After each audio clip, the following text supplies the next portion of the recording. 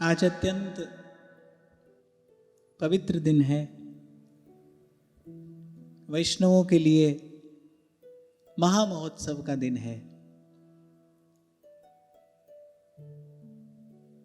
श्री गोवर्धन नाथ को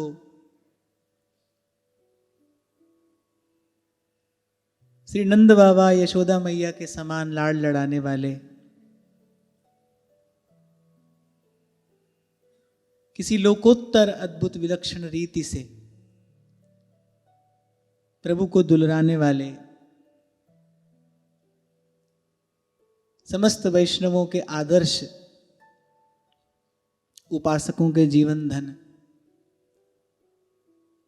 श्री गुसाई विट्ठल नाथ जी का आज प्राकट्य दिवस है। तो भगवत प्रेरणा से मन में यही भाव स्फुरित हुआ कि आज के दिन तो श्री गुसाई जी का ही पावन स्मरण करना चाहिए। संतों को ही मुख से ऐसा श्रवण किया है। श्री स्वामी रामसुखदास जी महाराज तो प्राय करके ये बात कहा करते थे और बड़ी स्पष्ट रीति से कहते थे, स्पष्ट शब्दों में कहते थे कि शास्त्र पुराण आदि पढ़ने से बुद्धि इतनी शुद्ध नहीं होती जितनी भक्तों का चरित्र श्रवण करने से होती है, भक्तों का चरित्र चिंतन करने से होती है। और कभी मैंने भी आपको निवेदन किया था कि भक्त चरित्र चिंतन का सर्वश्रेष्ठ लाभ यही है कि उससे श्री ठाकुर जी में आत्मीयता होती है, उससे श्री ठाकुर जी में अपनापन प्राप्त होता है। और श्री गुसाई जी का तो अत्यंत पावन, अत्यंत पवित्र चरित्र है। ये जो घर घर में बाल गोपाल खेल रहे हैं, ये वस्तुतः वल्लभ विट्ठल की ही कृपा है। ये उन्हीं का जीव मात्र पर अनुग्रह है। आचार्य कृपा से ही, आचार्य के अनुग्रह से ही, आचार्य के नाते ही जीव भगवत सेवा में पहुंचता है, भगवत सेवा का अधिकारी बनता है।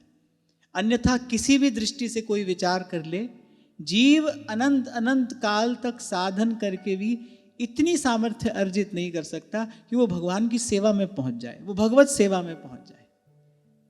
हम लोगों के जीवन में श्री जी की सेवा है, ये आचार्य अनुग्रह है, ये महज्जनों का अनुग्रह है।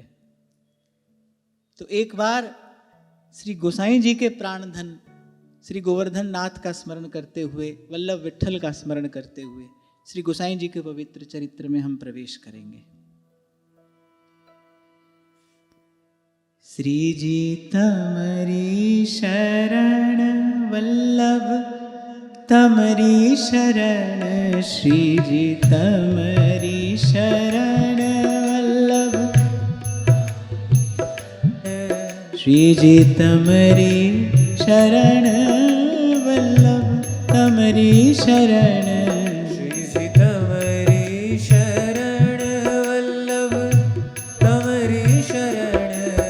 गिरिराज धरण, श्री जी तमरी शरण, गिरिराज धरण, श्री जी तमरी शरण, श्री गिरिराज धरण, श्री जी तमरी शरण, गिरिराज धरण, श्री जी तमरी शरण, श्री जी तमरी शरण वल्लभ तमरी शरण, श्री जी तमरी शरण वल्लभ तमरी शरण, वल्लभ तमरी शरण विट्ठल तमरी शरण, वल्लभ तमरी शरण विट्ठल तमरी शरण, गिरिराज धरण, श्री जी तमरी शरण, गिरिराज धरण, श्री जी तमरी शरण, श्री गिरिराज धरण, श्री जी तमरी शरण, गिरिराज धरण, श्री जी तमरी शरण, श्री जी तमरी तमरी शरण वल्लभ तमरी शरण श्री जी तमरी शरण वल्लभ तमरी शरण वल्लभ तमरी शरण विठ्ठल तमरी शरण वल्लभ तमरी शरण विठ्ठल तमरी शरण गिरिराज धरण श्री जी तमरी शरण गिरिराज धरण श्री जी तमरी शरण श्री गिरिराज धरण श्री जी तमरी शरण श्री गिरिराज धरण श्री जी तमरी शरण श्री जी तमरी शरण वल्लभ तमरी शरण श्री जी तमरी शरण वल्लभ तमरी शरण श्री जी तमरी शरण वल्लभ तमरी शरण श्री जी तमरी शरण वल्लभ तमरी शरण गिरिराज धरण श्री जी तमरी शरण श्री गिरिराज धरण श्री जी तमरी शरण श्री गिरिराज धरण श्री जी तमरी शरण श्री जी तमरी शरण श्री गिरिराज धरण श्री जी तमरी शरण गिरिराज धरण श्री जी तमरी शरण श्रीमद् गोस्वामी श्री नाभाजी महाराज भक्तमाल में श्री गोसाई जी की पवित्र कीर्ति का गान करते हुए कहते हैं,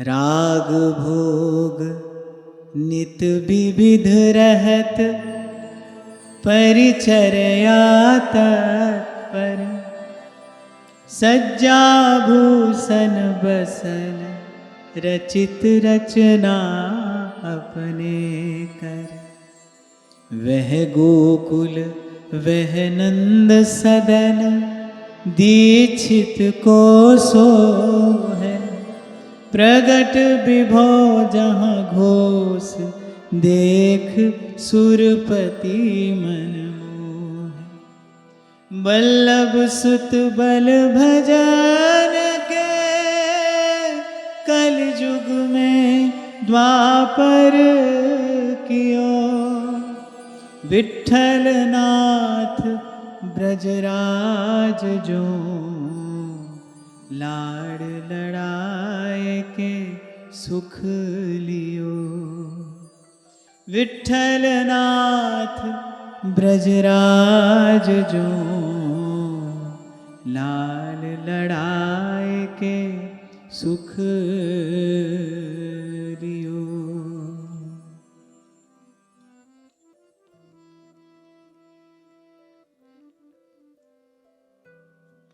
तो आज के दिन श्रीमद् वल्लभाचार्य महाप्रभु जी के यहाँ वाराणसी के निकट चरणाद्रि में श्री गोसाई जी का प्राकट्य हुआ। और जो सबसे विलक्षण बात श्री नाभाजी महाराज यहाँ श्री गोसाई जी के चरित्र में कह रहे हैं कि बल्लभ सुत बल भजन के कलियुग में द्वापर कियो, अर्थात भजन के बल पर किसी भी युग में किसी भी युग का गुण किसी भी युग का धर्म प्रकट किया जा सकता है। निष्काम भजन में विशुद्ध भजन में ऐसी सामर्थ्य है।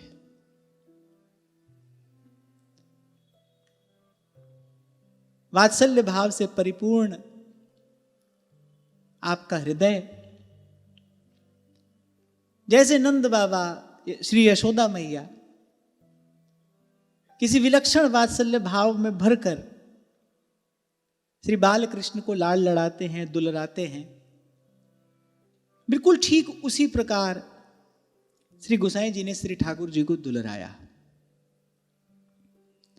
अनेक अनेक लीलाएं श्री ठाकुर जी ने आपके संग की, कुछ यहां पर प्रकट हैं, कुछ प्रत्यक्षदर्शी बड़भागी जनों ने अनुभव की होंगी। और कुछ लीलाएं तो ऐसी होती हैं वो या तो भक्त जानता है या भगवान जानते हैं। पर जैसा आपको मैंने निवेदन किया, भक्त चरित्र चिंतन का सबसे विलक्षण प्रसाद ये है कि भक्त के चरित्र का चिंतन करने से, श्रवण करने से, कीर्तन करने से अंतःकरण तो शुद्ध होता ही है, इसमें तो कोई संशय है नहीं। पर श्री ठाकुर जी में अपनापन प्राप्त होता है, श्री ठाकुर जी में आत्मीयता प्राप्त होती है। आपको यहीं से मैंने निवेदन किया था श्री गीता जी और श्री रामचरितमानस। बाल्यकाल से ही इन ग्रंथों की कृपा रही, पढ़ने सुनने को मिलते रहे। संतों का घर पर आना जाना था, तो संतों की कृपा से श्री गीता, श्रीमद् भागवत, श्री रामायण, इनके अनेक अनेक प्रसंग श्रवण करने को प्राप्त होते थे। मानस जी की तो बाल्यकाल से ही कृपा रही। पर जब वृंदावन आना हुआ, श्री ठाकुर जी की सेवा आरंभ हुई, तब श्री ठाकुर जी के ही अनुग्रह से जीवन में श्रीमद् भक्तमाल जी आई। और जब श्रीमद् भक्तमाल जी के कुछ पारायण किए, तब इस बात का किंचित अनुभव हुआ कि बाकी सब कुछ कहने सुनने से श्री ठाकुर जी के प्रभाव का ज्ञान तो होता है, लेकिन श्री ठाकुर जी के महामधुर स्वभाव का बोध तो श्रीमद् भक्तमाल जी की कृपा से होता है। और स्वरूप कितना भी सुंदर क्यों ना हो, पर अपनापन केवल स्वरूप के सौंदर्य से नहीं होता। अपनेपन के लिए तो स्वभाव का सौंदर्य चाहिए, अपनेपन के लिए तो स्वभाव की अनुकूलता चाहिए, अपनेपन के लिए तो स्वभाव की सुकोमलता चाहिए। तो ये जो कभी कभी आपसे मैं निवेदन करता हूं ना कि श्री ठाकुर जी का स्वरूप अतिशय सुंदर है, पर स्वभाव स्वरूप से भी सुंदर है, तो ये जो किंचित अनुभव प्राप्त हुआ, ये वस्तुतः श्रीमद् भक्तमाल जी की ही कृपा है।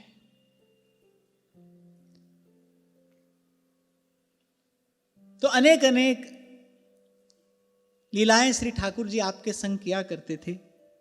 श्री ठाकुर जी की प्रत्येक लीला आपको प्रत्यक्ष थी। और क्यों ना हो, श्री ठाकुर जी ने आपके लाड़ प्यार का सुख प्राप्त करने के लिए ही ये लीला रची थी। और यहां श्री गोसाई जी की कीर्ति का गान करते हुए श्री नाभा जी महाराज सबसे पहली बात क्या कह रहे हैं?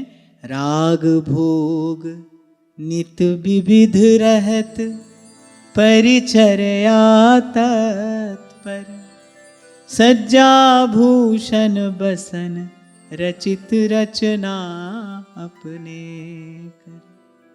सेवा का जो वैभव, सेवा का जो विलास, सेवा की जो अद्भुत रीति आज भी वल्लभ कुल में दर्शनीय है, वो अपने आप में विलक्षण ही है, वो अपने आप में अद्भुत ही है। उक्ति प्रसिद्ध है, संत लोग कहते हैं वल्लभ कुल की बलिहारी, और जब पूछो जब तैयारी। वल्लभ कुल की बलिहारी, जब पूछो जब तैयारी। पूछो कब श्री ठाकुर जी का दर्शन होगा, बस तैयारी है, तैयारी में ही लगे हैं। मंगला से शयन पर्यंत बस लाड़ की, प्यार की तैयारी है। सेवा को चाव बढ़ो मन माई। सोते हैं तो अपने मन में यही भाव लेकर सोते हैं कि कल प्रभु को क्या लाड़ लड़ाना है, कैसी पोशाक हो, कैसे आभूषण हो, कैसी सिज्जा हो। आप में से जिन्होंने श्री नाथ द्वार में दर्शन किया है, श्री जी बाबा कृपा करते हैं, प्रत्येक वर्ष कुछ दिन उनकी चरण सन्निधि में रहने का अवसर मिलता है। तो आप लोगों ने जिन्होंने नाथ द्वार में दर्शन किया है, वो तो जानते ही हैं कि किस अद्भुत, किस सुंदर, किस विलक्षण रीति से वहां श्री गोवर्धन नाथ को लाड़ लड़ाया जाता है। 5 बार आरती होती है, 5 बार आरती होती है। और आप कभी वहां जाकर जिस थाल में आरती को पधराकर आरती संपन्न कराई जाती है, आप कभी वहां जाकर उस थाल की रचना देखिए। एक व्यक्ति इसी सेवा में रहता है, ऐसी सुंदर रीति से थाल सजाया जाता है। एक एक सेवा, चाहे वो वीटिका की सेवा हो, चाहे वो माला की सेवा हो, चाहे वो पोशाक की सेवा हो, चाहे वो आभूषण की सेवा हो, वो दूध घर की सेवा हो, वो शाक घर की सेवा हो। तो सेवा का बड़ा अद्भुत वैभव विलास वहां पर प्रत्यक्ष है, दर्शनीय है। और श्री गोसाई जी की कृपा से, श्री गोसाई जी की कृपा से अस्मदादि जीव जो किसी भी प्रकार से कल्पना से भी, भावना से भी वहां पहुंचने के अधिकारी नहीं है, तो आचार्य चरणों की कृपा से हम जैसे जीवों को भी वो सेवा का वैभव, वो सेवा का रस, वो सेवा का विलास प्रसाद स्वरूप में प्राप्त है। वहां जाकर कभी दर्शन करो तो ऐसा लगता है कि बड़भागी हैं ये सब लोग जो वहां श्री जी बाबा के आंगन में रहते हैं। सबका मन एक ही ओर, कहीं भी आप चले जाइए वहां पर सबका मन एक ही में लगा है। वहां के जो स्थायी निवासी हैं, आप 2 मिनट उनसे बात करो, वो ऐसा लगता है कि जैसे आकंठ भरे हैं। वो श्री जी बाबा के लाड़ से, प्यार से, उनके अनुभवों से वो आकंठ भरे हैं। हम वहाँ कथा कहने के लिए जब जाते हैं, सत्संग के लिए जब जाते हैं, तो वो कुछ ब्रजवासी हैं, वो कृपा करते हैं अपने यहाँ से प्रसाद लेकर आएंगे। और कभी कोई ब्रजवासी 5 मिनट के लिए बैठ जाए तो वो आपको डुबो देगा श्री जी बाबा की रस चर्चा में। जिसको देखिए, जिससे सुनिए, एक ही शब्द आपको वहां पर सुनने को मिलेगा, श्री जी बाबा, श्री जी बाबा, श्री जी बाबा। बस उनका ही लाड, उनका ही प्यार। किसकी कृपा है? श्री गोसाई जी की कृपा है। और श्री गोसाई जी जैसे ही किसी महापुरुष का यह अतुलित सामर्थ्य हो सकता है कि कलियुग में द्वापर की ओर आप देखिए, जहां एक और श्री गोस्वामी जी मानस में कहते हैं, कली केवल मलमूल मलीना, पाप पयोनिधि जनमन मीना, केवल नाम अधारा, कलियुग केवल हरिगुण गाहा। और इस विषय में सब सयाने एक मत हैं। पर श्री गोसाई जी ने वल्लभ सुत बल भजन के कलियुग में द्वापर कियो। जैसे काकभुसुंडी जी का आश्रम है ना, अब आशीर्वाद है उनको लोमश ऋषि का कि भाई उनके आश्रम में अविद्या का प्रवेश नहीं होगा। कोई सा भी युग हो, पर उनके आश्रम की परिधि में अविद्या का प्रवेश नहीं है। ऐसे कभी कभी भगवत कृपा से हम जैसे जीवों पर कृपा करने के लिए श्री ठाकुर जी के नित्य धाम से, श्री ठाकुर जी के नित्य परिकर से कोई ऐसा प्रकट हो जाता है जहां तक हमारी गम नहीं है, जहां तक हमारी पहुंच नहीं है, वो अपने बल से, अपने प्रताप से हमको वहां का भी दर्शन कराता है, हमको प्रसाद दे देता है। आप हमारे महाप्रभु जी को देखिए, निगम ब्रह्म पर सत नहीं, जो रस सबते दूर, कियो प्रकट हरिवंश जू, रसिकन जीवन मूर। आप सोचिए, वृंदावन शतलीला में ध्रुवदास जी कहते हैं कि श्रीपति श्रीमुख कमल कहो, नारद सो समझाए, वृंदावन रस सबनते राख्यो दूर दुराए। अब स्वयं प्रभु ही जिस वस्तु को छुपा कर रखना चाहते हैं, उसको कौन प्रकट कर सकता है? और वो भी इस घोल कलिकाल में, इस कराल कलिकाल में, जहां कली केवल मलमूल मलीना, जहां जीव की सहज वृत्ति प्रवृत्ति केवल पाप की ही हो रहे, पाप पंख में ही लिप्त ये मन है। ऐसे घोर कराल काल में अगम निगम की कौन चलावे, और महाविष्णु के मन नहीं आवे। ऐसा रस, ऐसा वो केली विलास श्री महाप्रभु जी ने प्रकट कर दिया। और ध्रुवदास जी कह रहे हैं, निसंक सबके कल्याणार्थ, हितजू सो रस रीति प्रकट कर दई, निसंक सबके कल्याणार्थ। तो किसकी सामर्थ्य है? आचार्य की सामर्थ्य है, उन्हीं का अतुलित सामर्थ्य है। तो बड़े हर्षित आनंदित होते हुए श्री नाभाजी महाराज कह रहे हैं, राग भोग नित विविध रहत, परिचर्या तत्पर। बड़े ध्यान से सुनना, किसी से सेवा करा नहीं रहे हैं, आप कर रहे हैं, आप सेवा में तत्पर हैं। सिज्जाभूषण बसन रचित रचना अपने कर, अपने कर कमलों से श्री ठाकुर जी को जो धराई जाएगी वो पोशाक, श्री ठाकुर जी के आभूषण। और इसमें आश्चर्य नहीं करना चाहिए, श्री ठाकुर जी के जो सेवक होते हैं ना, वो इसी प्रकार सर्व सद्गुण संपन्न होते हैं, सकल कलाओं में प्रवीण होते हैं। महाप्रभु कहते हैं ना, सहचरी कैसी है, स्वयं च सकला कला सुकुशली कृता। श्री स्वामिनी जी ने प्रत्येक सहचरी को सकल कलाओं में निपुण किया है।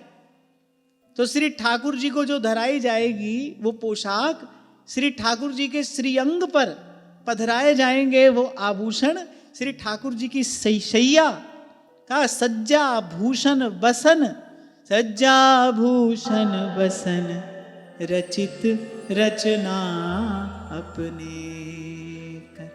हम जैसे जीवों को ये प्रसाद प्रदान करने के लिए तो आचार्यों का प्राकट्य होता ही है, पर इस लोक में, इस संसार में भगवद उपासक को, प्रभु के सेवक को, सेवा का भाव हृदय में धारण करने वाले को कैसे रहना चाहिए, ये भी आचार्यों का जीवन आपको हमको दिखाता है, सिखाता है। कुछ और ही सोच कर आए थे श्री व्यास जी कि किसी ऊंचे सिंहासन पे संप्रदायाचार्य हैं, रसरीति प्रकाशक हैं, किसी ऊंचे सिंहासन पर बैठे होंगे, सेवक लोग छत्र चंवर लेकर सेवा करते होंगे, तभी तो वो 5 बैलगाड़ी पोथी की भर के लाए। हितजू के स्वरूप का किंचित अनुभव होता तो ऐसा नहीं करते। ऊंची ठौर पर पहुंचे, बड़ी लंबी यात्रा के बाद पहुंचे थे। पर व्यास जी भी कैसे विलक्षण महापुरुष हैं कि जैसे ही नवलदास जी के मुख से कुछ सुना, नवलदास जी की स्थिति का दर्शन किया, नवलदास जी के भाव का अनुभव किया, फिर नहीं रुके, फिर एक क्षण के लिए भी रुके नहीं, चल दिए। कल ही संध्या को किन्हीं संत से मेरी वार्ता हो रही थी, तो संत तो भाई यही पूछते हैं कि मन कैसा है, चित्त कैसा है, भजन कैसा चल रहा है, साधन कैसा चल रहा है। तो बड़ी देर तक उनसे चर्चा होती रही, तो मैं अपने मन का भाव उनको निवेदन कर रहा था। तो बड़ी अच्छी बात उन्होंने कही। उन्होंने कही कि जन्म जन्मांतर में जो भी सत्कर्म किया जाता है, जो भी पुण्य कर्म किया जाता है, संतों महज्जनों के अनुग्रह से जो भी प्रसाद प्राप्त होता है, सबका अंतिम फल क्या है? सबका अंतिम फल यही है कि सब ओर से मन सिमट कर बस प्रभु के चरणों के आराधन में लगने को आतुर हो जाए, हमारे मन में ऐसी लालसा उत्पन्न हो जाए। श्री कृष्णचंद्र महाप्रभु कहते हैं ना, महाभाग्य परिपाक, मेरे महाभाग्य का परिपाक हुआ है। क्या प्राप्त हुआ है? लब्ध राधा पद स्पृहा। श्री जी के चरणों को प्राप्त करने की, श्री जी के चरणों का कैंकर्य प्राप्त करने की, सेवा की अभिलाषा हमारे हृदय में स्फुरित हो रही है। ये अभिलाषा हमारे हृदय में जागृत हो गई है। यही हमारे महाभाग्य का परिपाक है। महाभाग्य परिपाक लब्ध राधा पद स्पृहा। तो उन्होंने कहा कि ऐसे मैंने अपने मन का कुछ भाव निवेदन किया। तो उन्होंने कहा कि जितने जन्म जन्मांतर में जितने पुण्य साधन सब किए जाते हैं, महज्जनों का जो अनुग्रह है, प्रसाद है, ये सबका अंतिम फल यही है कि बस जैसे भोली सखी कहती है ना, बैठिए जाए जगत से न्याय। इस प्रपंच से मन उपरत हो, इस प्रपंच से विरति हो, श्री ठाकुर जी के चरणों में अनुरक्ति का भाव प्राप्त करने की लालसा हो, व्याकुलता हो, आतुरता हो। तो फिर उन संत ने एक और बात कही कि ऐसा मन जब हो, उसके बाद सोचना नहीं चाहिए, उसके बाद रुकना नहीं चाहिए, क्योंकि पल में परलय होएगी, फिर करेगा कब। और हमने देखा, हम देख सकते हैं, हम सीख सकते हैं कि महापुरुषों का जीवन ऐसा ही होता है। श्री व्यास जी ने अपनी उस उज्जवल प्रज्ञा से जैसे ही नवलदास जी का दर्शन किया, नवलदास जी की स्थिति का अनुभव किया, उनके भाव की कुछ अनुभूति हुई, फिर नहीं रुके, फिर एक क्षण के लिए रुके नहीं। हमारे पास तो पीछे छोड़ने के लिए कुछ भी नहीं है। व्यास जी तो राजगुरु हैं, विद्या वैभव से संपन्न हैं, एक क्षण नहीं लगाया, चल दिए वृंदावन की ओर। खैर, हम तो ये कह रहे थे कि वो कुछ और सोच कर आ रहे थे, लेकिन जब यहां ऊंची ठौर पर पहुंचे और पूछा आचार्य चरण कहाँ हैं, वो रसोई में हैं। रसोई में हैं? व्यास जी थोड़े चकित हुए, आचार्य चरण स्वयं रसोई में हैं।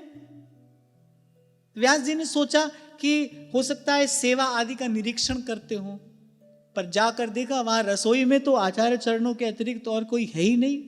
चूल्हे पर दाल चढ़ी है और श्री महाप्रभु जी श्री जी की जो रसोई है वो सिद्ध कर रहे हैं। व्यास जी को बड़ा आश्चर्य हुआ कि ऐसे ऐसे लोकोत्तर भाव को इस संसार में प्रकट करने वाली सत्ता साधारण तो नहीं हो सकती। व्यास जी पढ़े लिखे व्यक्ति हैं, जाने समझे हैं, और जब आकर उनका दर्शन किया तो क्या देखते हैं, स्वयं सेवा में तत्पर हैं। श्री स्वामी जी के लिए रसिक अनन्य नृपति श्री स्वामी हरिदास जी महाराज के लिए कहा कि सुघर सेवा में सावधान। तो ऐसे ही श्री गोसाई जी राग भोग नित विविध रहत परिचर्या तत्पर। जब तक श्री ठाकुर जी विराजमान हैं, जैसे मंगला से राजभोग, फिर उत्थापन से शयन, तब तो श्री ठाकुर जी के सन्निकट खड़े हैं। पर जब श्री ठाकुर जी के विश्राम का समय है, उस समय मन चित्त लगा है सेवा में। भाई अब किस प्रकार का वस्त्र होना चाहिए, किस प्रकार का आभूषण होना चाहिए, और ऐसी भावना हो, फिर प्रकृति अपना वैभव श्री ठाकुर जी की सेवा में निवेदन करने में स्वयं को सौभाग्यवती अनुभव करती है। तभी तो भगवत रसिक देव कहते हैं, माया को सब जग भजे माधो भजे न कोय, जो कदापि माधो भजे माया चेरी होए। अरे इस संसार में जितनी उत्तम वस्तुएं हैं, इस संसार में जितना वैभव प्रकट है, वो सारी संपदा वस्तुतः है किसके लिए? हरि और हरिजन की सेवा के लिए ही तो है। ये तो मनुष्य चोर है, अपने भोग विलास के लिए उसकी चोरी करता है। वस्तुतः तो जितनी उत्तम वस्तुएं इस संसार में प्रकट हैं, वो प्रकृति ने अपने स्वामी की सेवा के लिए ही प्रकट की। फूल खिलता है किस लिए? भगवत चरणों में पहुंचने के लिए खिलता है। कमल पुष्प विकसित होता है किस लिए? कि कमल नयन के चरण कमल में पहुंचकर मैं कृतार्थ हो जाऊं। वो तो हम लोगों का जो स्वार्थ है, हम लोगों की जो भोग बुद्धि है, वो इन वस्तुओं को अपने लिए हम लोग समझ लेते हैं। प्रकृति ने जितनी अपनी संपदा प्रकट की है, वो वस्तुतः उसने अपने स्वामी की सेवा के लिए ही प्रकट की है। तो जब श्री ठाकुर जी विराजमान हैं, तो उस समय श्री ठाकुर जी की सेवा में तत्पर हैं, और जब श्री ठाकुर जी पौड़ जाते हैं, जब श्री ठाकुर जी शयन में होते हैं, तब मन डूबा है। एक बार ऐसी घटना घटी, श्री गोसाई जी अंगमर्दन कर रहे थे श्री नवनीत प्रियालाल जी का। सुंदर सुवासित तैल से श्री ठाकुर जी के श्री अंगों का मर्दन कर रहे थे, मालिश कर रहे थे स्नान से पहले। मालिश करते करते मन में भाव हुआ कि क्या सुंदर हो कि श्री ठाकुर जी को विविध प्रकार के व्यंजन भोग में निवेदन किए जाए। इतनी सामग्री हो, श्री ठाकुर जी को निवेदन की जाए कि प्रसाद स्वरूप सबको प्राप्त हो, सब प्रसाद की कणिका पाएं, सब तृप्त हो जाएं। तो ऐसे श्री गोस्वामी जी के मन में ये दिव्य दिव्य संकल्प स्फुरित हो रहे थे। अब उन्होंने मन में विचार किया, भाई इतनी सामग्री आएगी कहाँ से? इतनी सामग्री वहां से आएगी, इतनी सामग्री मंदिर तक लाएगा कौन? तो उसके लिए तो भाई बैलगाड़ी चाहिए। अब बैल तो है नहीं, तो मन ही मन बाजार में पहुंच गए बैल खरीदने के लिए। जिस गाड़ी में भरकर भोग सामग्री आएगी वो बैलगाड़ी होगी। अब बैल है नहीं तो फिर पहले बैल खरीदना पड़ेगा। वहां से श्री ठाकुर जी का अंगमर्दन कर रहे हैं और मन में ये सब चल रहा है। एकाएक स्मरण आया कि अरे कितनी दिव्य सेवा में मैं लगा हूं, श्री ठाकुर जी मेरी गोद में हैं, उनके सुकोमल श्रीअंग का मैं मर्दन कर रहा हूं, और ये तो सेवा की रीति नहीं है। मन कहीं और हो, तन कहीं और हो। तो गोस्वामी जी थोड़े उदास हो गए। हम लोग सेवा के योग्य नहीं है, हमसे श्री ठाकुर जी की सेवा में प्रमाद होता है, हमसे श्री ठाकुर जी की सेवा में इस प्रकार का प्रमाद बन जाता है, हम सेवा के योग्य नहीं है। तो बड़े दुखी हो गए, बड़े उदास हो गए। एकाएक श्री ठाकुर जी गोद में प्रकट और श्री गोसाई जी का कपोल अपने सुकोमल कर कमल से स्पर्श कराते हुए कहने लगे, बोले बाबा आप बैल खरीदने क्यों गए? तो श्री गोसाई जी ने कहा, बोले लाला क्योंकि भोग की सामग्री आनी थी। भोग किसको लगना था? अरे बोले लाला भोग तो तुमको ही लगना था। तो श्री ठाकुर जी ने कहा, जो आप कर रहे थे मेरे ही लिए तो कर रहे थे, सेवा कोई एक विशेष क्रिया थोड़ी होती है। मेरे लिए जो भी किया जाए, मुझे भाव में रखकर जो भी किया जाए, वो वस्तुतः सेवा ही है। तो आप किसी भी प्रकार से उदास ना होइए, किसी भी प्रकार से आप अपने मन में या भाव मत लाइए। आप मेरी सेवा ही कर रहे थे और आप मेरी सेवा के अतिरिक्त तो कुछ कर ही नहीं सकते। आपसे जो बने वो मेरी सेवा ही है, आपका जीवन ही मेरी सेवा है। तो सज्जा भूषण बसन रचित रचना अपने कर। इन्हीं आचार्यों के चरित्र का आधार लेकर, इन्हीं को प्रमाण मानकर अनेक बार मैंने आपसे निवेदन किया, आप थोड़ी करिए पर सेवा स्वयं करिए। स्वयं करे तो सेवा है। आप करा रहे हैं तो सेवा नहीं है, आप स्वयं करिए तो सेवा है। अरे एक क्या, आप अनेक व्यंजन ठाकुर जी को भोग लगाओ, पर आप स्वयं सिद्ध करो ना, तब तो बात है। बैठे बैठे आदेश दिया, धन खर्च कर दिया, मंगा लिया सब सामान और धर दिया श्री ठाकुर जी के सामने, और अपने मन में भाव और ले आते हैं, भाई देखो हम तो कितनी उत्तम रीति से श्री ठाकुर जी की सेवा कर रहे हैं। सेवा तो वही है, राग रोष ईर्षा मद मोहू और सुपने हु जन इनके बस होहू, सकल प्रकार विकार विहाई, मन क्रम वचन करहु सेवका। इस प्रकार की जाए तो सेवा है। तो श्री गोसाई जी ने इस प्रकार सेवा करके दिखाई। बड़े बड़े राजा महाराजा श्री गोसाई जी के अनुगत थे। अकबर श्री गोसाई जी से इतना प्रभावित था, बीरबल तो श्री गोसाई जी के शिष्य ही थे। अनेक अनेक राजा महाराजा सेठ साहूकार श्री गोसाई जी के अनुगत थे, क्योंकि श्री गोसाई जी का दिव्य व्यक्तित्व ऐसा था कि जो भी एक बार उनका दर्शन कर लेता था उन्हीं का हो जाता था, उनके चरणों में समर्पित हो जाता था। रोम रोम से छिटकती थी श्री गोसाई जी के कुछ ऐसी आभा प्रभा कि उनका कोई दर्शन करे तो उसको लगता था मेरे हृदय का अंधकार दूर हो गया है, मुझे मोह निद्रा से जैसे किसी ने जगा दिया है, मेरे जीवन में जैसे ये सौभाग्य का सूर्य उदय हो गया है। अरे वो चाहें तो एक संकेत पर सेवकों की कतार खड़ी हो जाए, पर श्री नावाजी महाराज कह रहे नहीं, राग भोग नित विविध। अच्छा एक बात और है यहाँ, ऐसा नहीं कि ये जो भोग आज लगा दिया वही कल भी लगेगा, जो मंगला में लगा दिया अब वो संध्या में नहीं आएगा, जो पोशाक आज धारण करा दिया अब वो फिर नहीं आएगी। नित्य नवीन प्रकार की पोशाक रचना, नित्य नवीन प्रकार की आभूषण रचना। और ऐसा दर्शन तो आज भी श्री श्रीनाथ जी के यहाँ आप जाकर देखिए, नित्य की नई पोशाक है, पोशाक पुनः धारण नहीं होती वहां पर। यहां तक कि पोशाक जिस रंग में रंगी जाती है वो रंग भी मंदिर में ही सिद्ध किया जाता है, वस्त्र भी स्वयं सिद्ध किया जाता है। फिर जिस रंग में पोशाक रंगी जाती है वो रंग भी बड़े प्राकृतिक तरीके से मंदिर में ही सिद्ध किया जाता है। इत्र आदि की सब सेवा मंदिर में ही होती है। श्री ठाकुर जी का एक एक भोग, श्री ठाकुर जी की एक एक पोशाक किस लाड़ से वहां पर सेवा की जाती है, ये अद्भुत है। कहने की बात नहीं है, तो दर्शन का विषय है, अनुभव का विषय है। अरे मूल में कृपा श्री गोसाई जी की है, वो उनका लगाया हुआ वट वृक्ष है जो आज इस प्रकार अनंत अनंत जीवों को सुख की छांव प्रदान कर रहा है।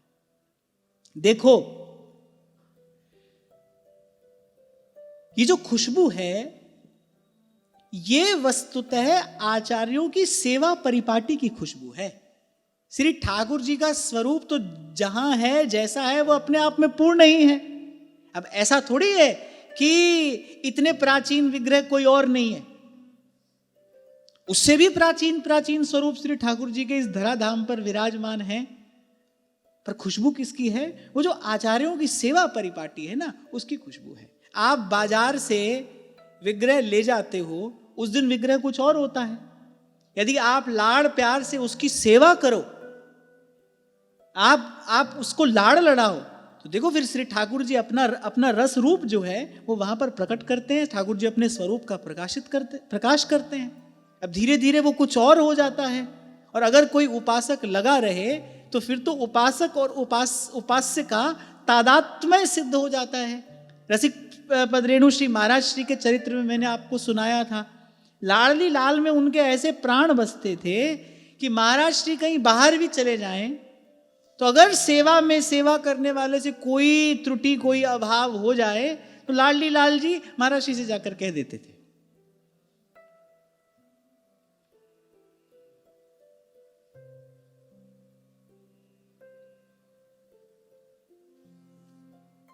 तो कोई लगा रहे तन मन प्राण से, सेवा की रीति से सेवा करे, तो फिर उपासक और उपास्य में तादात्म्य सिद्ध हो जाता है। और ऐसे ऐसे अनेक अनेक अनुभव अनेक अनेक संतों को अद्यावधि हो ही रहे हैं। ये सेवा की महिमा है। तो मैं आपको ये निवेदन कर रहा था कि श्री ठाकुर जी का जो स्वरूप है ना, वो तो सभी एक है, उसमें कोई भेद नहीं है। पर ये जो कहीं कहीं पर कोई एक विशेष सुवास हमको प्राप्त होती है ना, वो क्या है? वो आचार्यों की सेवा परिपाटी।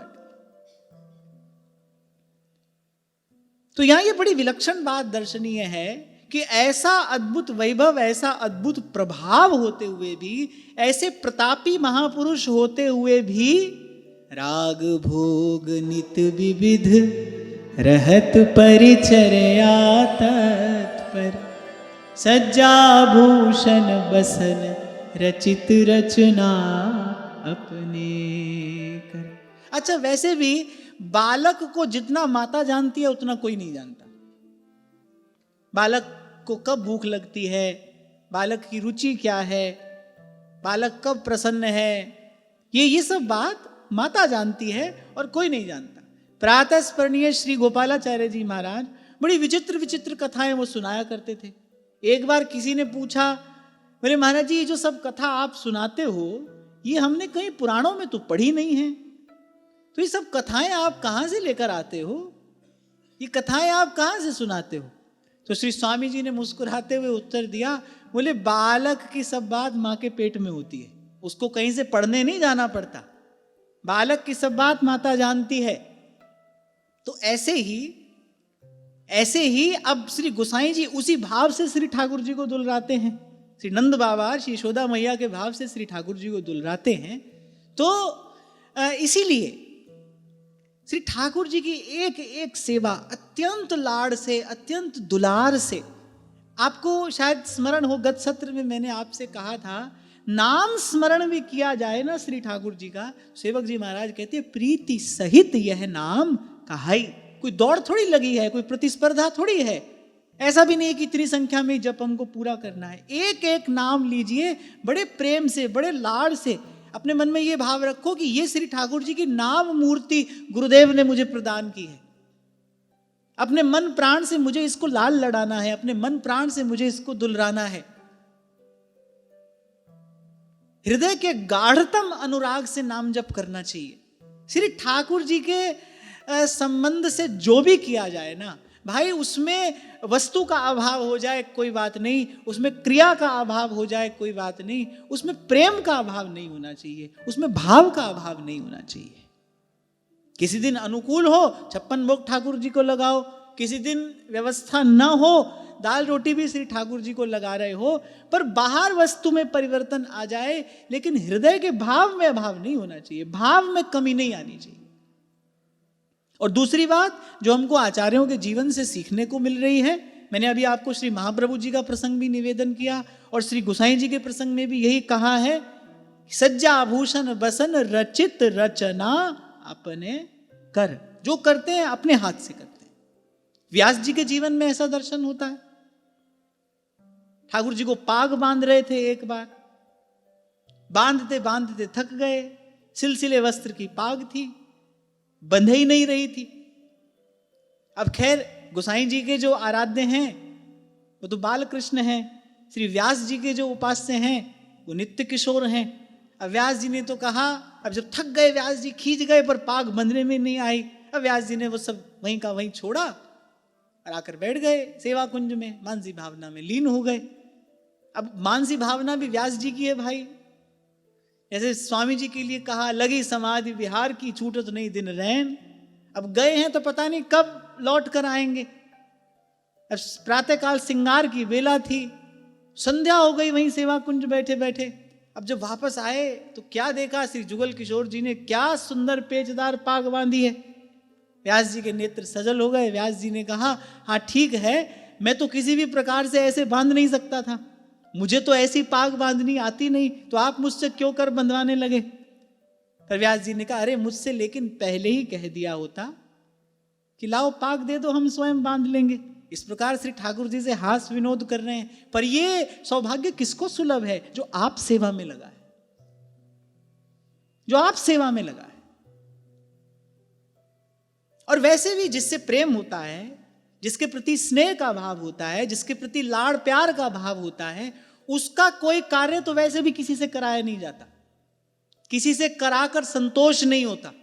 उसका कार्य तो स्वयं अपने हाथ से ही करके संतोष होता है, किसी भी दृष्टि से हम देखें। और सबसे बड़ी बात है, हमारे लिए इन आचार्यों का जीवन प्रमाण है। इन आचार्यों ने ऐसा जीवन जीकर दिखाया है। और सब आचार्यों के जीवन में आपको ये बात देखने को मिलेगी कि जब श्री ठाकुर जी की सेवा प्राप्त हो गई, फिर सेवा में सावधान, फिर सेवा में सावधान है, सेवा में तत्पर है। एक तृण ही तो दिखाई पड़ गया था श्री गोसाई जी को अमनिया में, तिनका दिखाई पड़ गया, एक साग का एक तिनका गोसाई जी को दिखाई पड़ गया। कहते हैं असह्य क्लेश श्री गोसाई जी को हुआ। संध्या के समय तो गेरुआ वस्त्र ले आए, मंदिर के सब लोगों को बुलाकर कहा, भाई श्री ठाकुर जी की राग भोग की सेवा का भार अब आप सब संभालो, क्योंकि सेवा में ये अपराध, सेवा में ऐसी त्रुटि, भगवत सेवा में ऐसी त्रुटि, बोले ये हमको सही नहीं है। अब उनकी दृष्टि से अगर हम इस बात का विचार करने की चेष्टा करें, उनकी कृपा प्राप्त करके, अरे जीव किसी भी प्रकार से श्री ठाकुर जी की सेवा करने योग्य है। पता नहीं उसका कौन सा भाग्य जगता है, आचार्यों का, महज्जनों का अनुग्रह होता है, उसको सेवा प्राप्त हो जाती है। सेवा प्राप्त हो जाने के बाद फिर सेवा में प्रमाद, ये तो किसी भी प्रकार से सही नहीं है। जैसे अनंत अनंत काल से जीव भटक ही तो रहा है, अनंत काल से जीव भटक रहा है। गुरु मिल जाए, गुरु मिल जाए, फिर उसके बाद भी अगर भजन सेवा में प्रमाद बना हुआ है, फिर तो जैसे गोस्वामी जी कहते हैं ना, फिर तो भाई बिना सींग पूंछ का पशु ही है, फिर तो बिना सींग पूंछ का पशु है। तो गोसाई जी ने कहा, अरे हम किसी भी प्रकार से सेवा के योग्य थोड़ी हैं, ये तो प्रभु की कृपा से, प्रभु अनुकूल हैं, प्रभु का ऐसा स्वभाव है, प्रभु की अनुकूलता से, प्रभु के ऐसे स्वभाव की कृपा से हमको सेवा मिल गई है। सेवा मिल जाने के बाद तो भाई ऐसा प्रमाद नहीं होना चाहिए। और मैं आज ये प्रसंग उपस्थित हुआ है, और वस्तुतः सेवा भाव का प्रसाद हमको मिले, इसीलिए हम इस प्रसंग की चर्चा कर रहे हैं, और इस प्रसंग का प्रसाद भी यही है। और आपको मैं एक और बात हृदय की आपसे कह रहा हूं, यहां आने से 15 मिनट पहले मैं बैठा हुआ था, 15 मिनट पहले श्री ठाकुर जी की कृपा से स्मरण हुआ कि अरे आज तो पौष कृष्ण नवमी है और श्री गोसाई जी का प्रागट्य उत्सव है। तो मुझे ऐसा लगा कि आज श्री ठाकुर जी श्री गोसाई जी की चर्चा ही श्रवण करना चाहते हैं। आने से केवल 10-15 मिनट पहले बैठा था और एकाएक मुझे तिथि का स्मरण हुआ। मुझे लगा कि अरे आज की तिथि को तो श्री गोसाई जी का प्रागट्य हुआ। तो मुझे लगा कि ठाकुर जी ने जाने से पहले स्मरण करा दिया है, तो मैंने आज श्री ठाकुर जी, आज श्री लाडली लाल श्री गोसाई जी का ही पवित्र चरित्र श्रवण करना चाहते हैं। तो प्रसंग उपस्थित हुआ है, और इस प्रसंग की चर्चा का प्रसाद ही यही है कि सेवा भाव में अनुराग, सेवा भाव में प्रीति, सेवा भाव में निष्ठा हमको प्राप्त हो। सेवा जितनी भी करें आप करें, अपने हाथ से करें। और मैं फिर कह रहा हूं, कोई ऐसा बंधन नहीं है कि सभी सेवा ही आपको करनी है। सेवा का प्रसाद ये है कि श्री ठाकुर जी के चरणों में हमारा अनुराग बढ़े, श्री ठाकुर जी में अपनापन बढ़े, श्री ठाकुर जी में आत्मीयता बढ़े, वो हमको और प्यारे लगें, और मधुर लगें, और मीठे लगें। वो जो उनका माधुर्य है वो धीरे धीरे हमारे तन मन प्राण में घुले, उनसे हमारा हृदय एक हो, हमारे प्रभु से हमारा मन एक हो जाए। सेवा इसके लिए है, किसी को दिखाने के लिए थोड़ी है। ना उनको सोने चांदी के बर्तन से कोई मतलब है, ना उनको 10-20 प्रकार के व्यंजन से कोई मतलब है, ना उनको किसी भी बात से कोई मतलब है। आचार विचार भी जितना रख सको रखो, रखना चाहिए। ध्रुवदास जी ने कहा है, सेवा पाक करे तो आज जहां तक संभव है तहां तक आचार विचार को ध्यान करें। पर फिर ध्रुवदास जी ने साथ ही में ये भी कहा है, कोटि भांति भावे अपरस रहो और भावे सपरस रहो, उनको एक प्रीत की सच्चाई सो काम है, ये भी कहा है उन्होंने।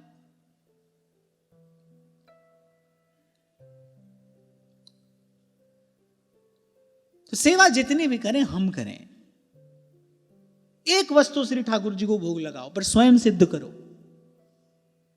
बड़ी बड़ी सुचिता से, बड़ी पवित्रता से स्वयं सिद्ध करिए। इतना भी नहीं आता तो फल अमनिया करके श्री ठाकुर जी को भोग लगाओ, पर आप करो। कह दिया सेवक से बनाओ ठाकुर जी के लिए रसोई, 4 चीज उसने बनाकर ले ली, अरे वो देखेंगे भी नहीं उसकी ओर, उनको क्या पड़ी है, उनको क्या पड़ी है। इसीलिए तो दुर्योधन के घर नहीं गए थे। उन्होंने कहा वस्तु की भूख मुझे नहीं लगती। द्वारिकाधीश ने कहा दुर्योधन से, बोले वस्तु की भूख मुझे नहीं है, भाव तेरे पास नहीं है, तेरे यहां जाने का कोई औचित्य नहीं है। तभी सूरदास जी कह रहे हैं, दुर्योधन की मेवा त्यागी। अरे हस्तिनापुर का राजमहल है, मणि जटित वहां पर पात्र हैं, एक से एक उत्तम वस्तु दुर्योधन ने द्वारिकाधीश के लिए बनवाई है। ठाकुर जी ने कहा भाई इस सबसे हमको लेना देना ही नहीं है। साग विदुर घर खाई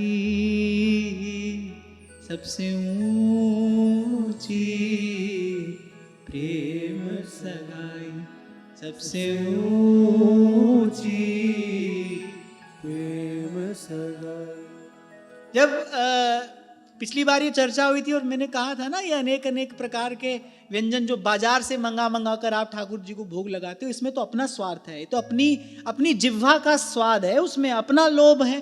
तो किसी ने मुझे कहा अरे ठाकुर जी को क्या सब वस्तुएं भोग नहीं लगानी चाहिए, खूब लगानी चाहिए। मैं कहता हूं सुबह शाम लगाओ, पर आप स्वयं सिद्ध करो। 2 बात, एक तो वस्तु आप स्वयं सिद्ध करो, और फिर उसके बाद आचार्यों की रीति क्या है, श्री स्वामी जी उत्तम भोग लगाएं पर मोर मरकट तिमी पोषें। आप क्या करते हैं, खीर के कुल्हड़ में एक सीख डुबोते हैं, वो जो एक बूंद टपकती है ना जिह्वा पर, बस उतना ही प्रसाद ग्रहण करते हैं। गिरिराज जी वाले पूज्य श्री पंडित जी महाराज चून के लड्डू बनाया करते थे श्री ठाकुर जी को भोग लगाने के लिए, लेकिन जब श्री ठाकुर जी को भोग लग जाता था तो प्रसाद बांटते थे सब ब्रजवासियों में। एक लड्डू जो वो अपने गुरुदेव को भोग लगाया करते थे, परम पूज्य श्री उड़िया बाबा महाराज को, उस एक लड्डू में से कण कण प्रसाद स्वयं पाकर और जो उनके अनुगत, उनके सेवक उनके निकट रहते थे उनको दिया करते थे। कह देते थे अपने सेवकों से, बोलिए सब बढ़िया बढ़िया वस्तु ये तो सब भाई ब्रजवासियों के लिए है, हमारे लिए तो वही ब्रजवासियों की मधुकरी है, हमारे लिए तो वही हमारे जीवन का आधार है, हमको ये सब बढ़िया बढ़िया वस्तु नहीं पानी है।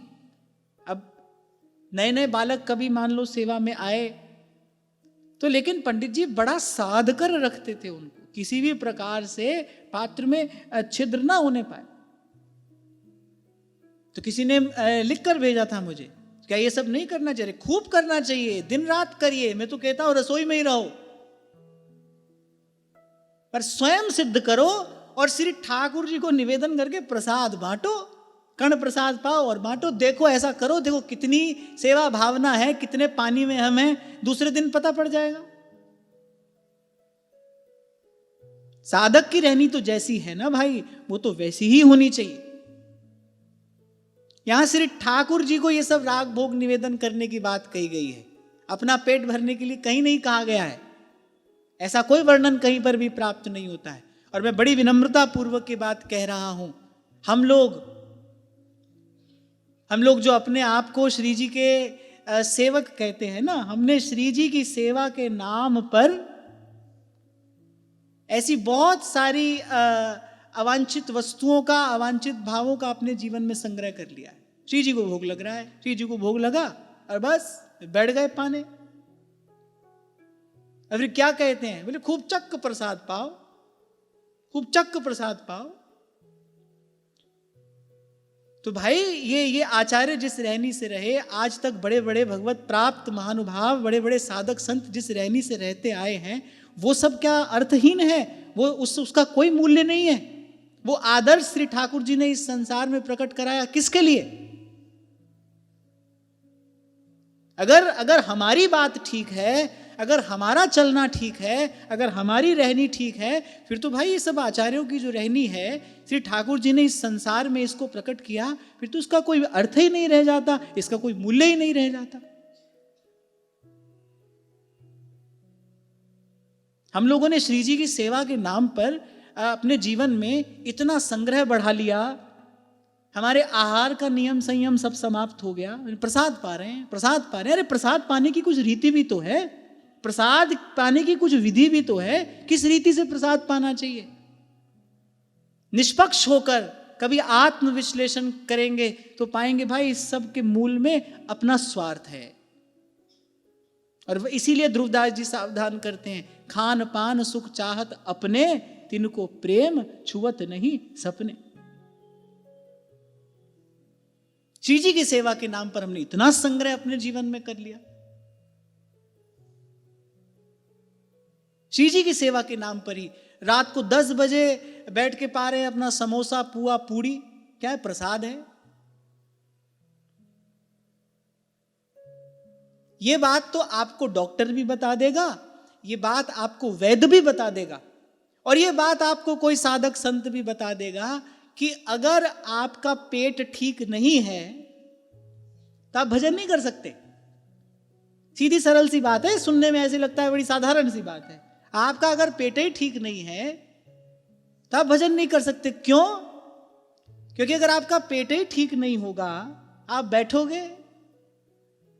बैठोगे प्रमाद आएगा, जम्हाई आएगी, नींद आएगी। पूछते हैं ना लोग, भजन करते हैं तो नींद आती है, नाम जपते हैं तो नींद आती है, प्रमाद आएगा, निद्रा आएगी। क्योंकि शरीर की स्फूर्ति बनी रहे, इसके लिए शरीर सुनियंत्रित सुव्यवस्थित होना चाहिए। अब रात को 10-10 बजे तक बैठकर ऐसी ऐसी वस्तु पाओगे जिस समय जठराग्नि बिल्कुल है ही नहीं। भाई मैं तो बिल्कुल स्पष्ट कह रहा हूं, ये अपने शरीर पर किया जाने वाला अत्याचार है। फिर शरीर एक दिन अपना बदला लेता है। जो शरीर के साथ ये जो अत्याचार किया जाता है ना, फिर शरीर एक दिन इसका बदला लेता है, आपको रोगी बनाकर शैया पर पहुंचाकर। शरीरमाद्य खलु धर्म साधनम, धर्म साधन के लिए भगवान ने एक उपकरण आपको हमको प्रदान किया है। ठूसने पोसने के लिए थोड़ी है ये। हम अभी कुछ दिन पहले ही आपस में बैठे ये सब चर्चा कर रहे थे कि हम लोगों ने श्री जी की सेवा के नाम पर अपने जीवन में एकांत भी समाप्त कर दिया, परिग्रह भी खूब करना आरंभ कर दिया, और आहार के नाम पर भी कोई नियम संयम हमारे जीवन में नहीं रहा। प्रसाद है, प्रसाद है, प्रसाद है, जब भी पाओ जैसे भी पाओ।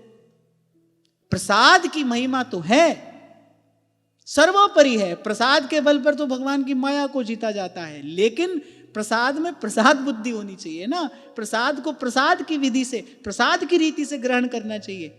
श्री स्वामी जी महाराज ये आचरण करके क्यों दिखा रहे हैं?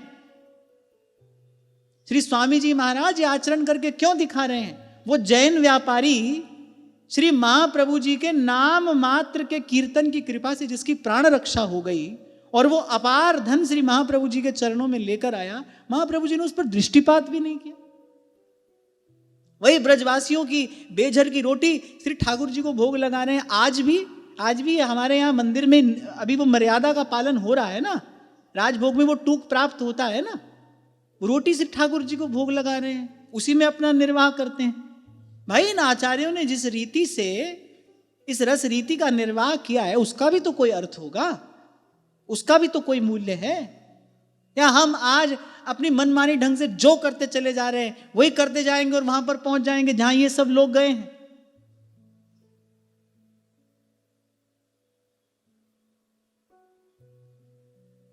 असंयमित व्यक्ति, अनुशासनहीन व्यक्ति कैसे साधक हो सकता है? वो कैसे साधन कर सकता है? भगवत सेवा, भगवत भजन, अरे भाई वो तो सर्वोपरि स्थिति है। तो इन आचार्यों का जीवन आपको हमको दिखाता है, सिखाता है। अगर हमको भगवत सेवा करनी है, भजन साधन करना है, फिर किस रहनी से रहना है? जब पाप की बात आती है तो फिर हम रसिकों की वाणी का प्रमाण ले लेते हैं। वृंदावन वृंदा कहत दुरित वृंद दुरि जाहि, नेह बेली रस भजन की तब उपजे मन माही। जब अपने प्रमाद को देखते हैं फिर कहते हैं अरे कोई बात नहीं, ध्रुवदास जी ने कहा तो है कि ई सम नहीं पूजत तऊ वृंदावन रहे सोए। पर उन्हीं ध्रुवदास जी ने उसी वृंदावन शतलीला में यह भी तो कहा है, दूजे तीजे जो जुरे साख पत्र कछु आए, ताही में संतोष कर रहे अधिक सुख पाए। कहीं ध्रुवदास जी ने नहीं कहा है कि रसोई में कढ़ाई चढ़ी रहे। फिर यह भी तो कहा है उन्होंने, अर्ध कुक्कुटी न्याय नहीं होता। कोई भी सिद्धांत अगर स्वीकार किया जाए तो उसको पूर्ण रूपेण ही स्वीकार किया जाता है ना। सही है तो फिर पूरा ही सही है, आधा सही आधा गलत कैसे होगा।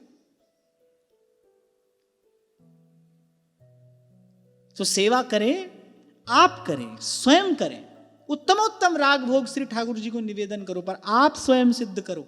और फिर श्री ठाकुर जी को निवेदन कर देने के बाद कण मात्र प्रसाद बुद्धि से ही पाया जाए।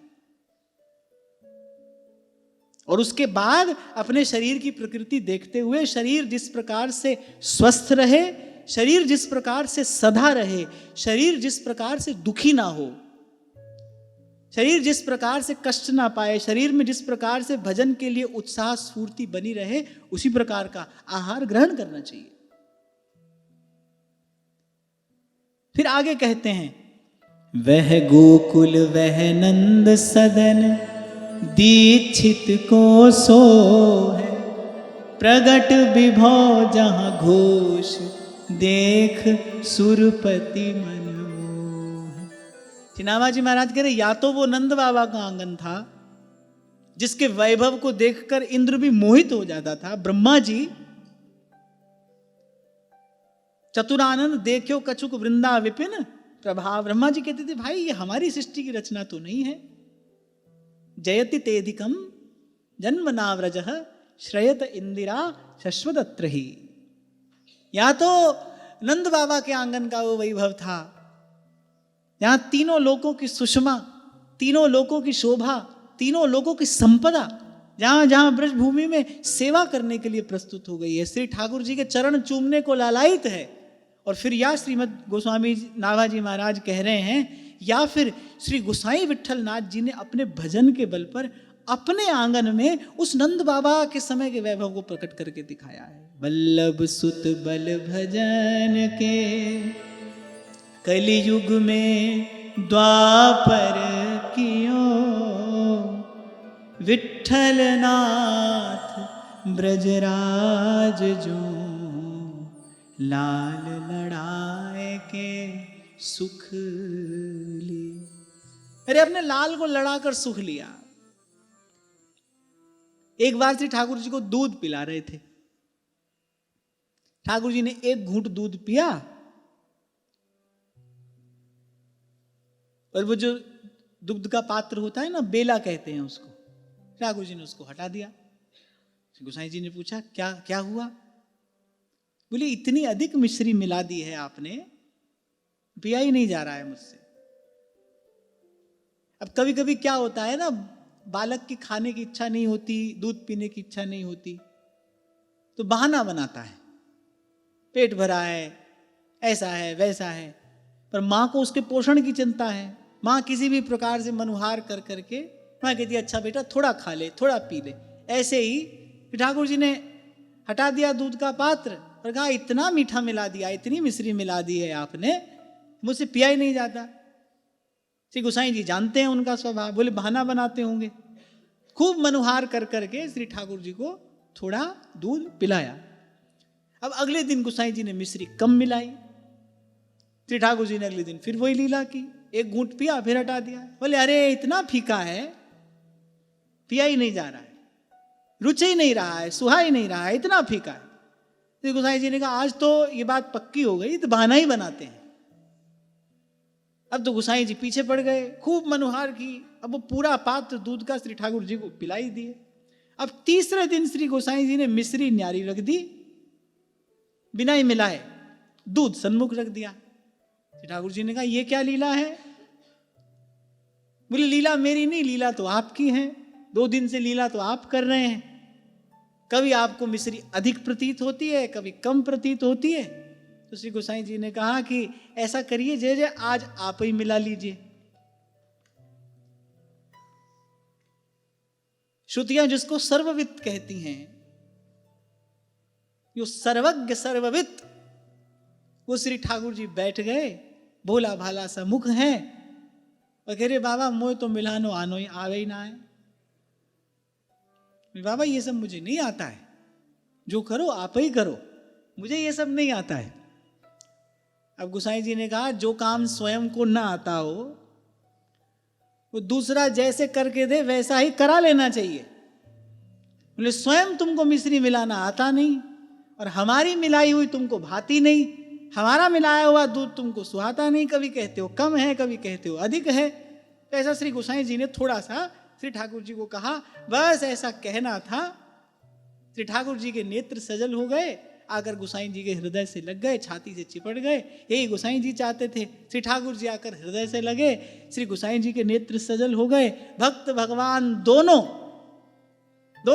भाव के समुद्र में डूब गए। सेवा का वास्तविक प्रसाद यही है।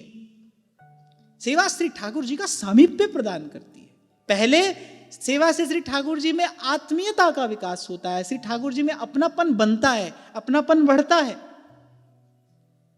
फिर तादात्म्य हो जाता है। जैसा अभी आपको मैंने कहा ना, जब पूज्य श्री रसिक पद रेणु जी महाराज का पवित्र चरित्र हमने यहाँ पर चर्चा की, महाराज जी के जीवन में ऐसी घटना 3-4 बार घटी। किसी कार्य से महाराज श्री बाहर थे, लाडली लाल की सेवा हो रही थी, और सेवा करने वाले से कोई थोड़ी त्रुटि रह गई, कुछ अभाव हो गया। लाडली लाल जी ने कर दी शिकायत महाराज जी से जाकर। एक बार तो मैंने आपको सुनाया था ना, कहाँ दार्जिलिंग पहुंचे थे बड़ी लंबी यात्रा करके, और जैसे ही वहां पर पहुंचे, अभी पहली रात थी, श्री लाडली लाल जी ने कुछ स्वप्न में दिखाया। अगले ही दिन दोपहर को महाराज जी ने कहा भाई हमको तो वृंदावन जाना है। अब सब लोग बड़े आश्चर्य में, बोले इतनी लंबी यात्रा करके आप आए हैं। अब उस समय यात्रा भी इतनी सुगम नहीं थी कि झट चले और पट पहुंचे, इतना परिश्रम करके आप पहुंचे हैं। बोले नहीं कुछ भी हो, हमको जो भी गाड़ी मिले, जो भी साधन मिले, यहाँ से वृंदावन की ओर चल देना है। और जब यहाँ आकर देखा तो जो श्री ठाकुर जी ने स्वप्न में दिखाया था वो सब प्रत्यक्ष उन्होंने अपनी आंख से देखा। हाँ एक बात है भाई, मन की बात हो, मन का भाव हो या मन का अभाव हो, कहा किससे जाता है? किसी अपने से ही तो कहा जाता है ना। श्री ठाकुर जी स्वप्न में संकेत कर रहे हैं कि यहां पर कुछ ऐसी त्रुटि हो रही है, कुछ ऐसा अभाव हो रहा है। ये किस बात का प्रमाण है? कि भाई ठाकुर जी अपना मानते हैं, अपना मानते हैं तो ये बात कह रहे हैं। श्री ठाकुर जी ने अपना लिया है, अब प्रभु का अपनापन है, अपने से ही कुछ कहा जाता है।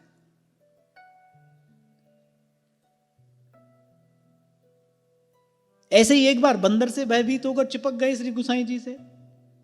कुछ कहा नहीं श्री गोसाई जी ने, लेकिन मन में आया, बोले अरे एक समय वो पर्वताकार बंदर भालू थे, उनके बीच में आपको भय नहीं लगा?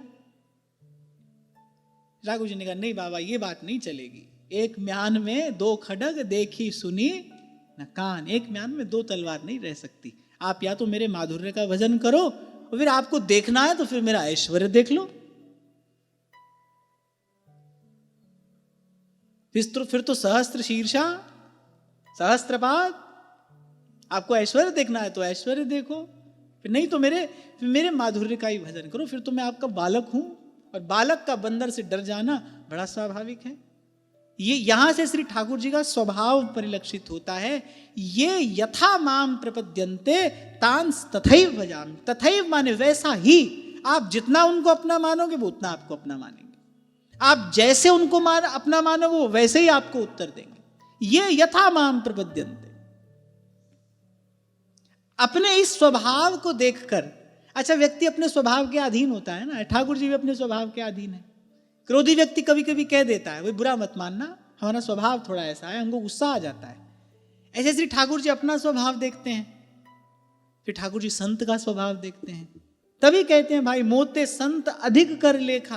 कह रहे भाई हमारा स्वभाव तो ऐसा है, जो जैसे हमारे पास में आए वैसे उसका उत्तर हम देते हैं। पर हमारे संत कैसे हैं? उमा संत के इहै बड़ाई, मंद करत ते करई भलाई, मंद करत ते करई भलाई।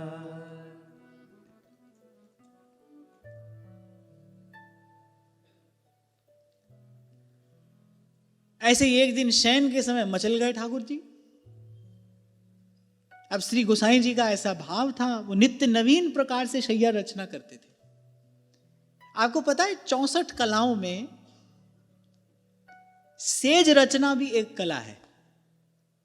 जिन 64 कलाओं का वर्णन आप सुनते हैं, उन 64 कलाओं में शैया रचना भी एक कला है। किस प्रकार की शैया रचना हो।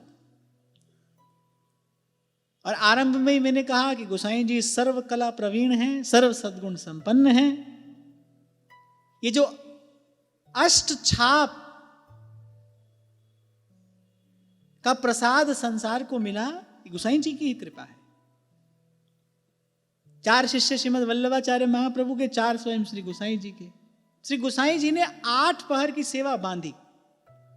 इन अष्टभक्त कवियों को श्री गोसाई जी ने एक सूत्र में पिरोया। श्रृंगार की सेवा श्री सूरदास जी की, मंगला की सेवा श्री कुंभन दास जी की। इस प्रकार श्री गोसाई जी ने 8 समय की अष्टयाम, 8 प्रहर की सेवा इन भक्त कवियों को दी, एक सूत्र में पिरोया। ये जो आज विपुल वाणी साहित्य आपको हमको समुपलब्ध है, हम इन रसिकों की वाणी का आस्वादन कर पाते हैं, श्री गोसाई जी की कृपा है। आप स्वयं संगीत विद्या के विशारद, तभी तो तानसेन को दी थी अमूल्य उस रत्न जटित वस्त्र में लिपटी फूटी कौड़ी। और तानसेन ने माना था, हाँ श्री गोविंद स्वामी जी के गान के सन्मुख हमारा गान वस्तुतः इस लायक भी नहीं है कि फूटी कौड़ी हमको मिले। ये भी आपने हमको सम्मान थोड़ा अधिक ही दे दिया। तो सर्व कला प्रवीण। तो ऐसे ही श्री ठाकुर जी की सेज रचना में अत्यंत निपुण। अच्छा, निकुंज में तो प्रधान सेवाओं में से एक सेवा है श्री प्रियाजू की शैया रचना। कोमल किसलय सेन सुपेसल। शैया रचना, किस प्रकार से शैया की रचना हो और किस प्रकार से जो भाजन है, जो मधुपात्र हैं, वो शैया के निकट विराजमान किए जाएं।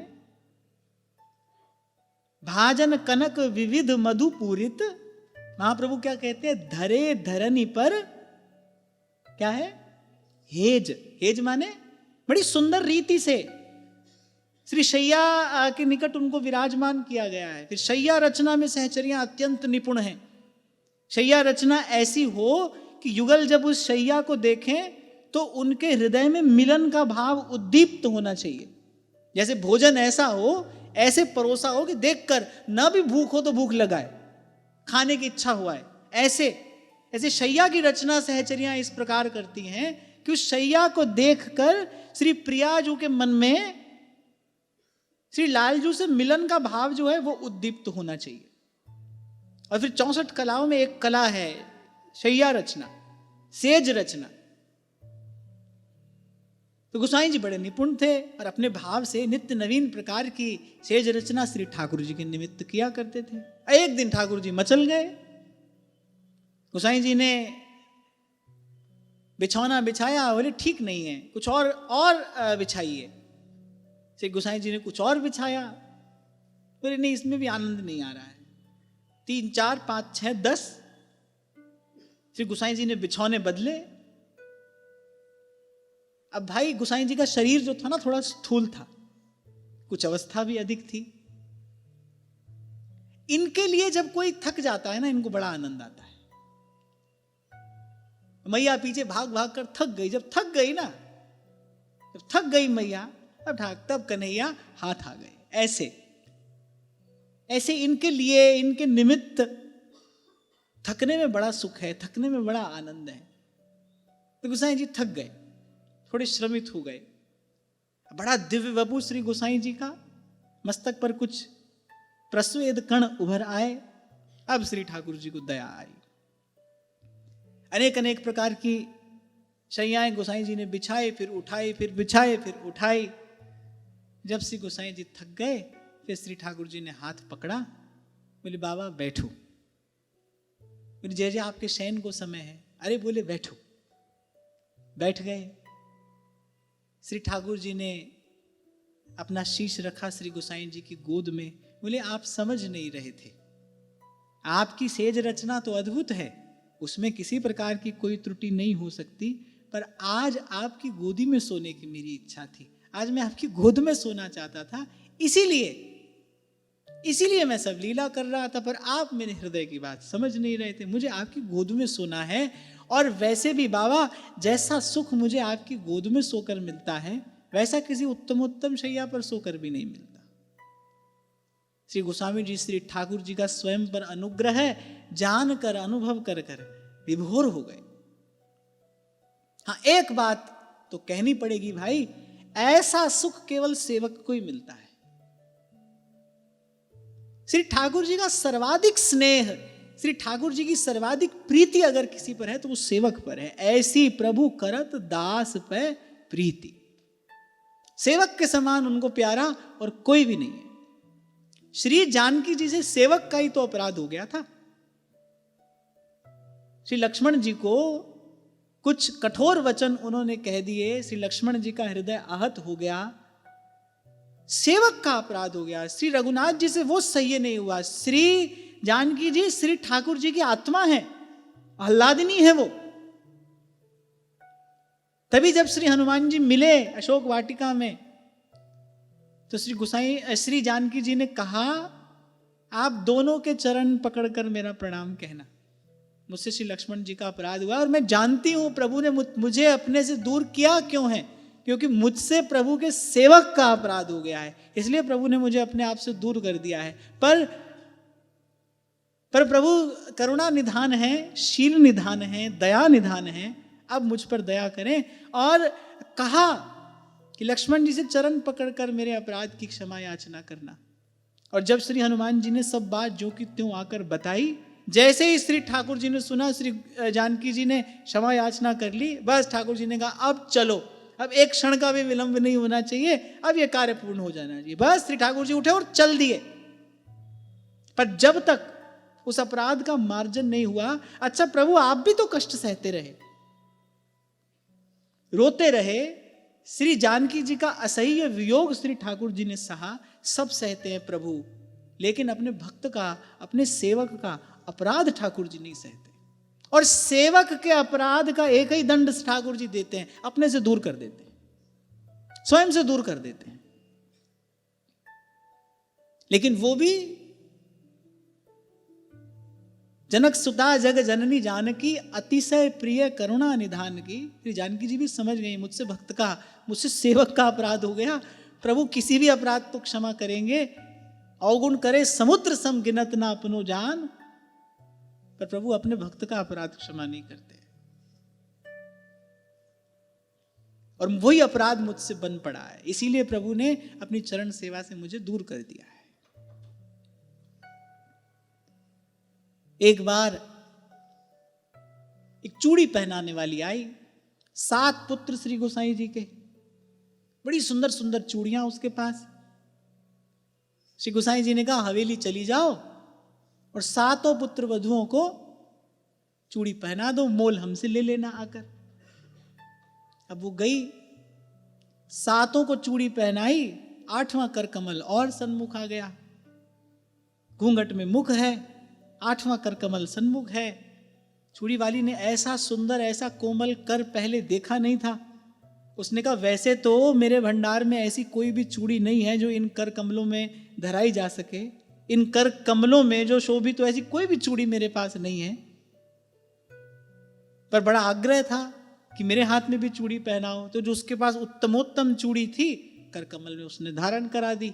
श्री गोसाई जी से मोल लेने के लिए आई, बोले आपने कहा था 7 को पहना दो, पर मैं तो 8 को पहना कर आई हूं, तो 8 का ही मोल लूंगी। गोसाई जी ने कहा अरे ऐसा संभव ही नहीं है, 7 पुत्र वधुएं हैं, 7 को चूड़ी पहनाने के लिए मैंने कहा था। ये 8वीं वधु कहां से आ गई?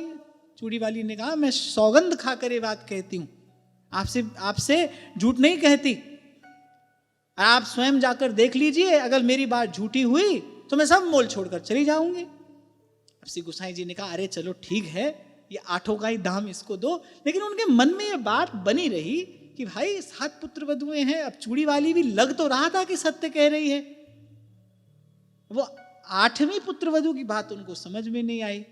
संध्या जब श्री ठाकुर जी को शयन करा रहे थे तो घूंघट की ओट से नीलांबर धारिणी श्री प्रिया जी ने श्री गोसाई जी से कहा, बोले बाबा आप इनको पुत्र मानते हो, मुझे पुत्र वधू नहीं मानते। श्री गोसाई जी के नेत्र सजल हो गए, बोले बाबा वो 8वीं वधू मैं ही हूं। आपने कहा था जाओ हवेली चली जाओ और मेरी सब पुत्र वधुओं को चूड़ी पहनाकर आना। तो बोले बाबा मैं भी तो आपकी हूं, अगर ये आपके पुत्र हैं तो मैं भी तो आपकी पुत्र वधू हूं। श्री युगल सरकार की स्वयं पर ऐसी कृपा करुणा गोसाई जी विचार कर बड़ी देर तक प्रेमाश्रु विसर्जन करते रहे। हमने किंचित इस चरित्र का गान किया है स्वयं को पवित्र करने के लिए। ऐसे महापुरुषों का पवित्र चरित्र जो है, ऐसे महापुरुषों की विमल कीर्ति जो है, बस आपको हमको पवित्र करने के लिए है, आपको हमको निर्मल करने के लिए है। तो ये तो कुछ चर्चा हमने की श्री गोसाई जी के सेवा भाव की।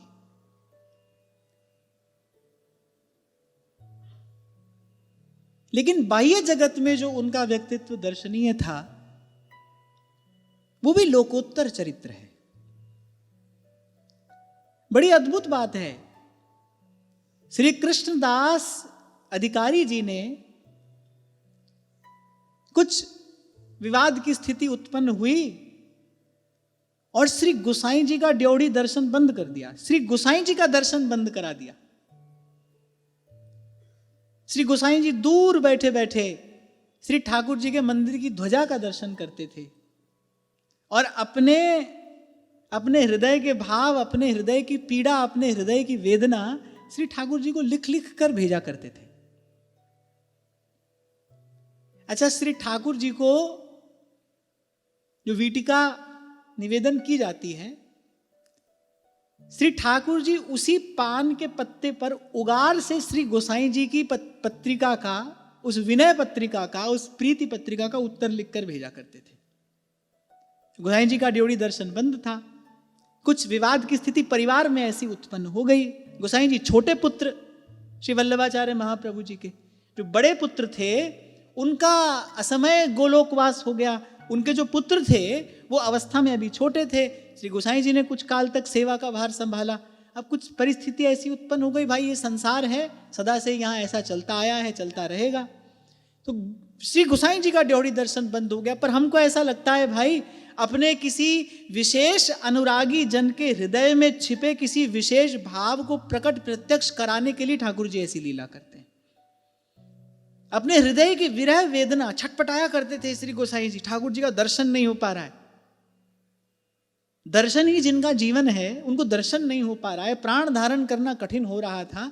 अपने हृदय की पीड़ा, अपने हृदय की विरह वेदना लिखकर श्री ठाकुर जी के चरणों में भेजा करते थे। और श्री ठाकुर जी भी पान के पत्र पर मुख की उगार से उसका उत्तर लिखकर श्री गोसाई जी को भेजा करते थे। सेवक के हाथ उत्तर भेज दिया करते थे। और वैसे भी इस प्रकार के विरह वियोग के भाव में प्रेम विशेष प्रकार से पुष्ट होता है। ये जो विप्रयोग है, इस भाव में प्रेम विशेष प्रकार से पुष्ट होता है। श्री ठाकुर जी ने भी कहा ना गोपियों से, ठाकुर जी ने कही ये बात गोपियों से, बोले मेरे पास रहने पर जो प्रेम अनुराग तुम्हारे हृदय में है, बोले किंचित दूर चले जाने पर वो सहस्र गुना अधिक हो जाएगा। तो एक दिन जब अतिशय अधीर हो गए श्री गोस्वामी जी, बड़े विह्वल हो गए, श्री ठाकुर जी ने कहा अरे आप अधीर क्यों होते हैं, समय आने पर मेघ तो बरसेंगे ही। श्री ठाकुर जी ने कहा आप इतने अधीर क्यों हो रहे हैं, समय आने पर मेघ तो बरसेंगे ही। श्री गोसाई जी ने कहा प्रभो मेघ समय आने पर बरसते हैं, आपका ये कथन सर्वथा उचित है, पर चातक अपनी रटन कब छोड़ता है? वो तो पीऊ पीऊ रटता ही रहता है ना। वो जानता है कि समय आने पर मेघ बरसेंगे, श्रावण भादों में ही वर्षा होगी, पर चातक अपनी रटन नहीं छोड़ता ना। आप स्वतंत्र हैं प्रभु, आप जब चाहें आप तब कृपा करें, जैसे चाहें आप वैसे कृपा करें, आपकी जैसी इच्छा हो हम वैसे रहें, पर हम आपको पुकारना नहीं छोड़ सकते, हम अपनी रटन लगाना नहीं छोड़ सकते। ये पुकारना यही तो हमारा अधिकार है। कभी निवेदन किया था मैंने आपसे, जीव भगवान को खोज नहीं सकता, ढूंढ नहीं सकता, और खोज कर ढूंढ कर किसी ने उसका पता आज तक पाया भी नहीं। जीव तो पुकार सकता है, दीन होकर, हीन होकर, आर्द्र होकर, सब सहारे छोड़कर वो तो प्रभु को पुकार सकता है। हाँ, खोजने वाले ने पता पाया हो ऐसा एक भी वर्णन नहीं मिलता। पुकारने वाला कोई खाली रह गया हो ऐसा भी आज तक नहीं हुआ। पुकारने वाले को उत्तर मिला ही है, पुकारने वाले ने प्रभु को पाया ही है। तो श्री गोसाई जी ने कहा, प्रभु आप स्वतंत्र हैं, जो हो रहा है आपकी इच्छा से हो रहा है, और आपकी इच्छा से जो हो रहा है उसमें हमारा मंगल ही है, हमको किसी प्रकार का कोई संशय नहीं है। पर ये चातक की भांति पीऊ पीऊ पुकारना, ये तो हमारा अधिकार है, ये तो हम पुकारेंगे, ये रटन हम नहीं छोड़ेंगे, आपको पुकारते रहेंगे। खैर, मैं आपको ये निवेदन कर रहा था कि जब अकबर को इस बात का पता चला, बीरबल तो श्री गोसाई जी के शिष्य थे ही, जब अकबर बीरबल को इस बात का पता चला तो उन्होंने तत्काल श्री गोस्वामी जी को उनका अधिकार वापस दिलाया और श्री कृष्णदास अधिकारी जी को कारागार में बंद करा दिया। पर आप श्री गोसाई जी का हृदय देखिए, मैं आपको इसलिए निवेदन कर रहा हूं कि श्री ठाकुर जी की सेवा करने वाले का हृदय कैसा होता है, कैसा होना चाहिए, कैसा व्यक्ति प्रभु के निकट रह सकता है। किंचित अभिमान का, श्रेष्ठता का भाव ही तो आया था जय विजय के हृदय में। सनकादिक ने कहा, तुम जैसे लोग नारायण के निकट नहीं रह सकते, तुम नारायण के समीप नहीं रह सकते। अरे अपने इष्ट को देखो, भृगु आकर पाद प्रहार करते हैं, नारायण के वक्षस्थल पर भृगु आकर पाद प्रहार करते हैं, और ब्रह्मण्य देव भगवान ऋषि के चरण कमलों का पूजन करते हुए कहते हैं, हमारा वक्षस्थल कठोर है, आपको चोट लगी होगी, आपको कष्ट हुआ होगा। श्री सनकादिक ने कहा, अरे अपने इष्ट का स्वभाव देखो, ऐसे इष्ट के निकट ऐसे सेवक कैसे रह सकते हैं, कैसा होता है, कैसा होना चाहिए श्री ठाकुर जी की सेवा में रहने वाले का हृदय। ये बात यहां से प्रत्यक्ष है। श्री कृष्णदास अधिकारी जी ने अब जो भी कारण रहा हो, भगवान की भगवती लीला शक्ति ही इस लीला में एकमात्र कारण है, जो भी कार्य रहा हो, पर गोसाई जी का ड्योढ़ी दर्शन बंद करा दिया। भारी भूल कृष्णदास अधिकारी जी से हुई। बीरबल ने जब उनको कारागार में डलवा दिया, श्री गोसाई जी ने कहा, जब तक उनको मुक्त नहीं किया जाता तब तक मैं अन्न जल ग्रहण नहीं करूंगा, पहले उनको मुक्त कराया जाए। जो भी हुआ है वो हमारे प्रभु की इच्छा से हुआ है, इसमें किसी का कोई दोष नहीं है। मेरे जीवन में जो हो रहा है उसमें केवल मेरे इष्ट आराध्य की इच्छा ही एकमात्र कारण है, किसी दूसरे का दोष नहीं है, किसी दूसरे को दंड भी नहीं मिलना चाहिए। और वस्तुतः जब तक श्री कृष्णदास जी को कारागार से मुक्त नहीं कर दिया गया, गोस्वामी जी ने जल ग्रहण नहीं किया। आप देखिए, ऐसी एक घटना, मार्मिक घटना, हृदय स्पर्शी घटना, जयपुर के राजा जय सिंह, अब वो पूर्ण आस्तिक थे। पूर्ण आस्तिक माने वेद वाक्य में पूर्ण निष्ठा रखने वाले। अब उस समय वृंदावन जयपुर राज्य के अधीन था। अब उन्होंने राजाज्ञा जारी करा दी कि वृंदावन के प्रत्येक मंदिर में विशुद्ध वैदिक सनातन पद्धति से ही देवार्चन, भगवद अर्चन होना चाहिए। उनकी जो बात थी, उस समय जिस प्रकार की परिस्थितियां थी, भारत भूमि पदाक्रांत हो चुकी थी, उन्होंने जो किया, उन्होंने केवल वैदिक सनातन धर्म की रक्षा के लिए ही ऐसा किया। तो राजाज्ञा जारी करा दी उन्होंने कि वृंदावन के प्रत्येक मंदिर में वैदिक सनातन रीति से ही देवार्चन होना चाहिए। अब भाई, हमारे यहाँ तो रस रीति, रसिकों की रीति है, यहाँ तो रसिकों की पद पदावलियां हैं, यही हमारे लिए वेद मंत्र हैं, यही हमारे लिए पुराणों के वाक्य हैं, यही हमारे लिए प्रमाण है। अब यहाँ अपनी रीति से सेवा होती थी। चाचा सहित वृंदावन दास जी के गुरु श्रीमद गोस्वामी श्री रूपलाल जी महाराज उस समय सेवा अधिकारी थे। उन्होंने इस राज आज्ञा को मानने से सर्वथा इनकार कर दिया, अस्वीकार कर दिया कि नहीं, हमारे आचार्यों ने हमको जो सेवा परिपाटी प्रदान कर दी है, हम उसमें किंचित भी न्यूनाधिक कोई छेड़छाड़ नहीं कर सकते, हमारा अधिकार नहीं है। हमारा धर्म है प्राणपन से उसी की रक्षा करना। हमारे गुरुजनों ने, हमारे आचार्यों ने जो वृक्ष लगाया है, हम अपने रक्त से भी उसी का सिंचन करेंगे। और जब जयसिंह को ये बात पता चली तो उन्होंने श्री गोस्वामी जी को बंदी बनाने का आदेश दे दिया। गोस्वामी जी को सूचना मिल गई। गोस्वामी जी के बहुत ब्रजवासी सेवक थे। चाचा हित वृंदावन दास जी तो अपनी वाणी में वर्णन करते हैं, कह रहे सारा ब्रजमंडल कंठीबंद था। जय जय राधा वल्लभ श्री हरिवंश, जय जय श्री वृंदावन श्रीवर। पूरा ब्रजमंडल में स्वर सुनाई पड़ता था, जहां चले जाइए वहां। तो कुछ सेवकों ने आकर श्री गोसाई जी से कहा कि राजा ने आपको बंदी बनाने की राजाज्ञा जारी कर दी है, इस समय आपका यहां से चले जाना उचित है, क्योंकि यदि आप बंदी बना लिए जाते हैं तो फिर संप्रदाय का कर्णधार कौन रहेगा। ऐसी स्थिति में संप्रदाय पर सिद्धांत रक्षा पर बड़ी भारी विपत्ति उपस्थित हो सकती है। तो श्री गोसाई जी को ये बात उचित लगी, दिल्ली पहुंचे। 20 साल उसके बाद जयसिंह गद्दी पर रहे। 20 साल तक श्री गोस्वामी जी इष्ट से दूर रहे, धाम से दूर रहे, अपार कष्ट सहा। छुप छुप कर आया करते थे, राधा वल्लभ लाल का दूर से दर्शन कर जाया करते थे। अपार कष्ट उन 20 वर्षों में सहा। 20 वर्ष बाद जब राजा जयसिंह का देवलोक गमन हुआ, श्री गोस्वामी जी उस समय प्रयाग में थे, त्रिवेणी संगम पर स्नान कर रहे थे। गोस्वामी जी के एक शिष्य थे बरसाने के राव गुजर, उन्होंने दौड़कर श्री गोस्वामी जी को सूचना दी कि अब आप निश्चिंत होकर धाम में पधारिए, राजा जयसिंह का देवलोक गमन हो गया है और जो अगले राजा है उन्होंने इन सब प्रकार की राजाज्ञाओं को हटा दिया है। वो कहते हैं कि सब स्वतंत्र रीति से अपनी उपासना पद्धति का पालन कर सकते हैं।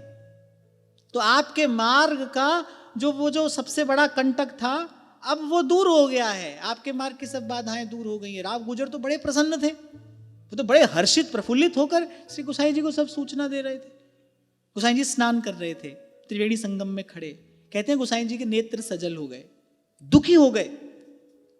उसी समय त्रिवेणी का पवित्र जल अपनी अंजुलि में लिया और जयसिंह को समर्पित करके तर्पण किया। अब राव गुजर बड़े आश्चर्य में पड़ गए, जिन्होंने 20 साल आपको इतना कष्ट दिया, इष्ट धाम का वियोग आपको सहना पड़ा, छिप छिप कर आप वृंदावन गए, कितनी यात्राएं आपको अनावश्यक करनी पड़ी। और भाई रसोपासकों का तो वृंदावन प्राण है, वृंदावन छूट जाए ये बात तो एक रसिक हृदय कल्पना में भी नहीं सोच सकता है। उसके लिए तो ये प्राण दंड से बड़ा दंड है। कितना अपार कष्ट आप उन्होंने सहा। उसी राजा की मृत्यु का जब समाचार सुना तो दुखी हो गए। 4 पंक्तियां श्री गोस्वामी जी वहीं त्रिवेणी संगम में खड़े खड़े कहते हैं। राव गुजर उस शिष्य का नाम था। बोले सुनो राव, दुख सुख अपकृत ही पाइए। जीव को जो दुख सुख मिलता है उसमें कोई दूसरा कारण नहीं होता, वो स्वयं ही कारण है।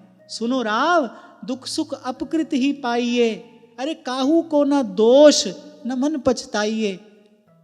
आप दुखी क्यों हैं? राव गुजर ने कहा आप दुखी क्यों हैं? ये बात भी मैं मान लेता हूं, पर आप दुखी हैं ये बात समझ में नहीं आई। श्री गोसाई जी कह रहे हैं हम इसलिए दुखी हैं कि आज हिंदू धर्म ने हिंदू धर्म की रक्षा करने वाला एक रक्षक खो दिया। हिंदू धर्म न रक्षक जग वैसो वियो। बोले ऐसा हिंदू धर्म का रक्षक अब आगे नहीं होगा। हम हरि इच्छा मान दोष काहू न दे। सेवा का अर्थ भगवान की ही भांति अनंत है, उदार है, विस्तार है। सेवा किसी क्रिया का नाम नहीं है। हमारी किसी क्रिया को हम सेवा नहीं कह सकते। श्री ठाकुर जी को तुलसी चंदन चढ़ाना भी सेवा है, लेकिन तुलसी चंदन चढ़ाना ही सेवा नहीं है। सेवा का अर्थ बड़ा व्यापक है। जैसे जैसे दृष्टि व्यापक होती चली जाती है, जैसे जैसे दृष्टि स्थूल से सूक्ष्म होती चली जाती है, जैसे जैसे कण कण में अपने इष्ट आराध्य की सत्ता का अनुभव होना आरंभ हो जाता है, फिर उसके बाद तो जहां जहां जाऊं तुम्हारी सेवा, तुम सा ठाकुर और न देवा। खैर ये कुछ बात मैंने आपको विनम्रता पूर्वक इसलिए निवेदन की कि जब मंदिर के भीतर हो तो सेवा कैसी हो और जब मंदिर के बाहर हो तो सेवा कैसी हो। सेवक को तो सदा सेवा में ही रहना है। जो प्रभु का सेवक है तो भाई सेवा में ही रहेगा। इसीलिए श्रीमद् भागवत की चर्चा के समय आपसे मैंने कहा था, जब मंदिर के भीतर हैं तो हमारी सेवा का स्वरूप क्या हो? श्रवणम कीर्तनम विष्णो स्मरणम पाद सेवनम अर्चनम वंदनम दास्यम सख्यम आत्मनिवेद। और जब मंदिर के बाहर हो, दयया सर्वभूतेषु संतुष्ट्या येन केन वा सर्वेन्द्रियोपशान्त्या च तुष्यत्याशु जनार्दनः।